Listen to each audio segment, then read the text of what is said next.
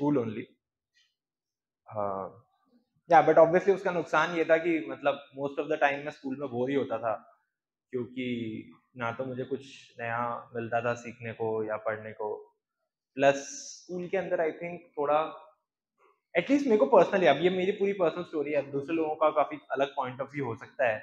मेरा point of view mostly यही होता था कि स्कूल के अंदर बहुत रिस्ट्रिक्शंस थे, बहुत ही ज्यादा वो था कि यार ये सिलेबस है तो भाई सिलेबस के आप एक लाइन भी बाहर नहीं जाएंगे, मतलब ये सिलेबस है तो है, ये जितना है तो है, वे लाइक कोई भी हल्का सा भी आप एडवांस नहीं जा सकते, हल्का सा भी आप आगे नहीं जा सकते, तो काफी रिस्ट्रिक्टिव था। मुझे अच्छा नहीं लगता था वो, क्योंकि मैं कुछ भी क्वेश्चन पूछूंगा या कुछ भी चीज के बारे में इंक्वायर करूंगा तो उसका कभी आंसर नहीं मिलता था कि ये तो तुम 11th में पढ़ोगे अभी चुप हो जाओ, ये तुम 12th में पढ़ोगे अभी चुप हो जाओ। तो I used to feel like क्या कर रहा हूँ, ये सब तो पता है मुझे। प्लस ये थे कि कोचिंग के अंदर 8th क्लास में हमने ये सब पढ़ लिया था, एनएलएम और ये इक्वेशंस ऑफ मोशन ये सब। तो मैं मतलब मुझे समझ में नहीं आता 10th क्लास में वो सर पढ़ा रहे हैं, मुझे लाइक मुझे पता है क्या करूँ मैं इसका तो काफी बार इसलिए भी बोर होते थे कोचिंग की वजह से। और काफी बार ऐसे होता था कि I use to open Resonance की शीट्स और मैं बैठ के वो क्लास में करता था, but then I would also get caught and then it would lead to trouble. या आई थिंक फिर 10th में आई फाइनली लेफ्ट स्कूल और मैंने एक डमी स्कूल ज्वाइन किया था जिसका नाम ममता स्कूल था।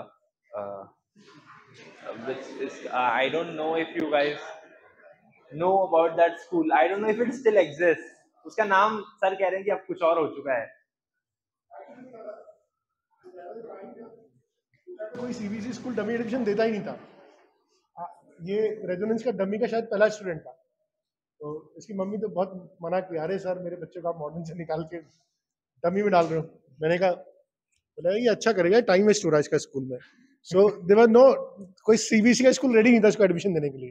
तो रेजोनेंस का खुद का एक राजस्थान बोर्ड का स्कूल, आई डोंट नो कितने लोगों को पता है, वो स्कूल भी रेजोनेंस का ही है, और वो उस स्कूल का नाम था ममता स्कूल उस समय। अब तो उसका नाम है Disha Delphi global senior secondary school. Okay. तो उसमें इसका एडमिशन कराया, एंड अब सीबीएसई से पढ़ के राजस्थान बोर्ड के स्कूल में एडमिशन कराया। संस्कृत इसने छोड़ दी थी, इसको संस्कृत भी पढ़नी पड़ी। या तो 10th क्लास में मतलब संस्कृत छूट के गई थी, बट 10th बोर्ड भी था उसमें संस्कृत भी थी, वो मैंने जैसे तैसे पास की समहाउ। बट हाँ उसके बाद आई थिंक 11th में तो खैर हाँ स्कूल हम ज्यादा जाते नहीं थे, इवन तो मेरा तब भी स्कूल टेक्निकली डमी नहीं था, है ना, which is something I miss out sometimes. 11th में I was in Saint Paul's 11th and 12th में, और सेंट पॉल ज्वाइन करने, I don't know if you guys know Saint Paul's, but जो कोटा के नेटिव होंगे उन्हें पता होगा, बाहर के लोगों का नहीं पता।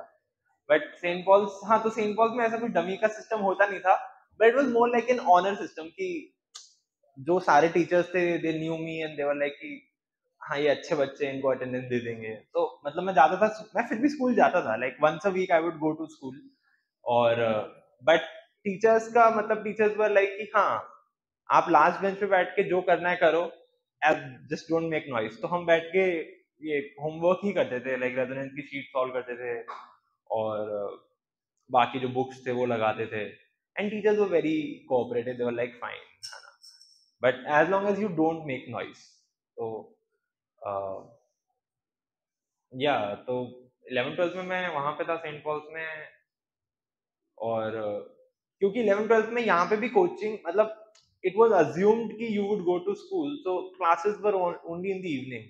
3 से 8 होती थी हमारी क्लासेस, 3 से 8 के बीच में, या तो 3 से 8 तीन स्लॉट होंगे या फिर 2 स्लॉट होंगे। तो ऐसा नहीं होता था कि दिन में कभी क्लासेस होती थी, अनलेस इट वाज ये गर्मियों की छुट्टियों में होती थी। तो हाँ आई थिंक यही है बेसिकली, और बाकी I think I will open the floor for questions